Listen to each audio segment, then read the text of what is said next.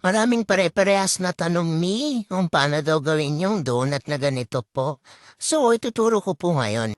Ito po yung gamit ko, yung naka-box, and ito yung ifa-follow natin na instruction. Patapusin yung video mga miya kasi after nating i-follow instruction, may gagawin tayo sa dulo. Yung 250 grams ay equivalent ng 2 cups po. And then, sa separate bowl, ilagay yung itlog. Lightly beat nyo lang, isa lang ang kailangan nating itlog for every 2 cups. Itong gamit kong oil, vegetable oil, kailangan natin ng 2 tablespoon. Any brand ng vegetable oil, okay lang po.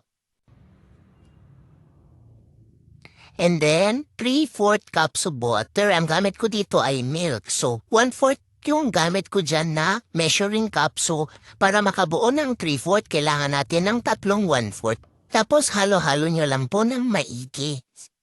Huwag kayong malito mahami kasi yung nasa instruction ay 3/4 cups of water. Pero ako kasi ayaw kong ilagay yung water kasi feeling ko matabang kaya evap milk yung ginamit ko. Ang gamit kong evap milk ay Alaska po ang brand. And then ilagay nyo po ng dahan-dahan. So far, nasusunod po natin yung instruction, di ba? So wait lang po natin kasi may gagawin po tayo sa dulo. Pag nahalo na po natin, mix-mix lang po. Huwag kayong mag-alala kung dumidikit yung butter dyan sa whisk nyo.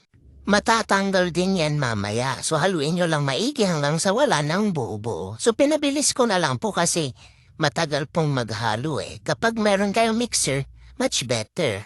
Ganito po talaga akong gumawa ng mixture ko. Sinusunod ko muna yung instruction bago ko idagdag yung gusto ko. So ganito yung lagi kong ginagawa. 2 teaspoon po ng gatas or ng water. Laging ganyan po. And then wala na po kayong idadagdag na iba. Haluin nyo lang pong maigi.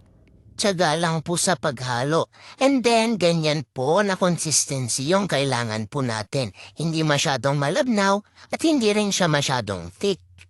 And then i-transfer nyo na po sa squeeze bottle na meron kayo. Mas madali po kasing isalin sa donut maker kapag naka-squeeze bottle yung mixture. Takpan nyo pong maigi mga miha kasi kapag hindi mahigpit, pag pisil nyo tatalsik yung takip. Importanteng i-preheat nyo na po yung donut maker. Huwag nyo ilalagay yung mixture nang hindi pa mainit. Kapag mainit na, ilagay nyo po yung mixture, huwag masyadong puno. Mag-iwan kayo ng maliit na space para hindi siya aapaw.